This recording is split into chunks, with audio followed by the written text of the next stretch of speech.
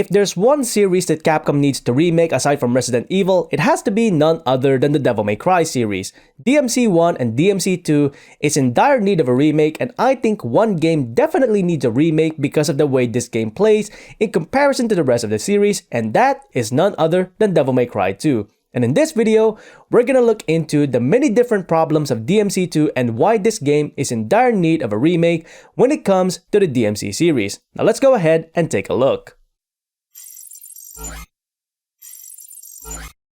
Hey everyone, Pinoy X here once again, back with another video for Monster Hunter World Iceborne. Wait, what? Hey everyone, Pinoy X here once again, back with another video, and today, as you can see, we're gonna take a look at another game from Capcom, which is not Monster Hunter, because today, we are taking a look at the Devil May Cry series. Now in this video, what we're gonna take a look into is why Capcom needs to remake Devil May Cry 2 out of all of the Devil May Cry games out there as of right now. Now some people might be saying, why exactly are you focusing on DMC 2 out of all games when you have DMC 3 and even DMC 1 that could definitely use a remake at this point? Well, that's what we're gonna go through when it comes to this particular video. There's a lot of problems when it comes to DMC 2, and for the most part, I think this game needs a redemption arc when it comes to being remade. With RE2 and RE3 being remade as of recent, I think it's time that Capcom did the exact same thing, but for the Devil May Cry series. And in this video, what we're gonna look into are some of the key issues when it comes to Devil May Cry 2 and why this game definitely deserves the remake that it needs when it comes to the entire DMC series in comparison to something like DMC 1 or DMC 3. Now let's go ahead and take a look at the first and foremost issue when it comes to DMC 2 and why it needs a remake, and that is none other than gameplay.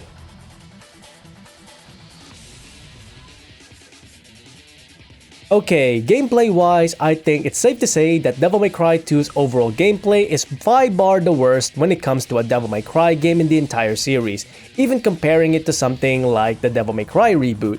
Overall, the gameplay of Devil May Cry 2 is not an action-style hack-and-slash game. It is a slug-and-slash game at best because everything feels so sluggish in this game. I mean, just look at this. This has got to be the worst version of the stinger to ever exist in a Devil May Cry game. There's no weight, there's no impact, it's sluggish, it's weak as hell. So overall, that's one of the main issues that I have when it comes to this game. And of course, alongside this, when it comes to gameplay, there's no variety when it comes to melee weapons, but there is a huge variety when it comes to your guns. Because guess what?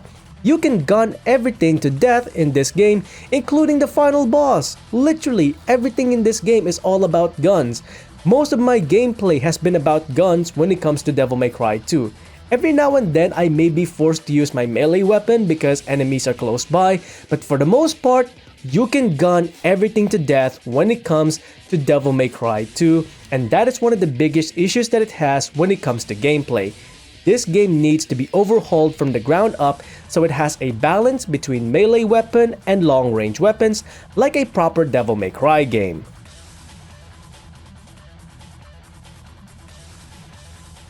Okay, moving on from ranting about gameplay, let's quickly rant about the characters in this game, especially when it comes to the two main characters, Lucia and Dante.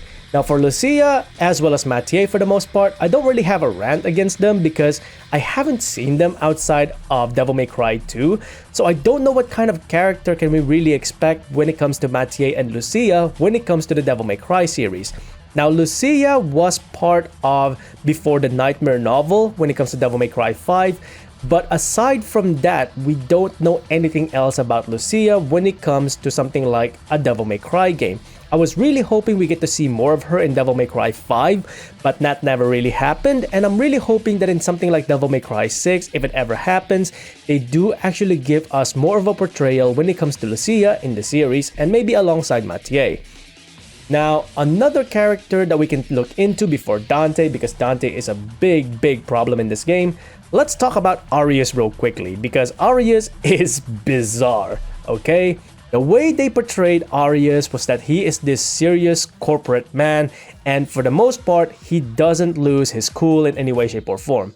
But then as soon as you go from the cutscene where he is super serious to the cutscene where he is slowly starting to open up the portal to absorb Argosax, his transition is non-existent from being this super serious character to this crazy egomaniac.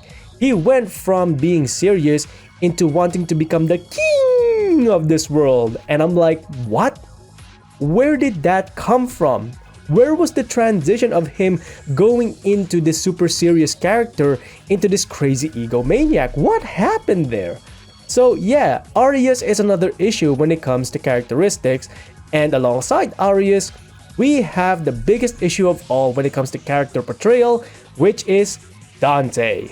Dante's overall portrayal in Devil May Cry 2 is a complete and utter 180 of what we know Dante as when it comes to Devil May Cry 1 or even the entire Devil May Cry series in its entirety. When it comes to DMC2 Dante, it makes Reboot Dante feel at home when it comes to the Devil May Cry series, and that is saying something. His overall personality in Devil May Cry 2 is quiet, he is super serious, and for the most part, he doesn't even taunt his enemies, he just simply threatens them.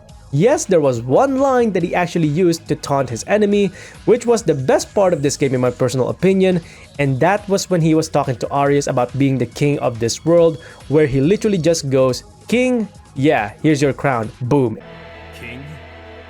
Yeah, here's your crown.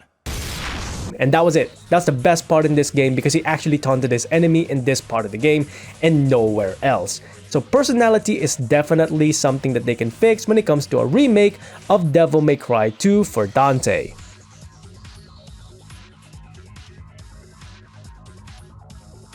Now that I've ranted about the characters as well as the gameplay, the final thing that I gotta talk about when it comes to trying to basically show why Devil May Cry 2 needs a remake has to be within the story. The story of Devil May Cry 2 is non-existent in Dante's campaign. In Dante's campaign, he is simply doing a job for Mathieu and nothing more.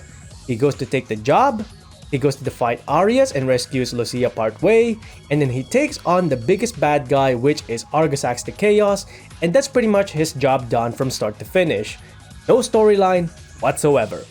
When it comes to Lucia's campaign, however, there is actually a cohesive storyline when it comes to Lucia's campaign, surprisingly enough, because apparently in this game, despite being a Devil May Cry game where the focus is mostly on Dante, the main focus of Devil May Cry 2 is actually Lucia.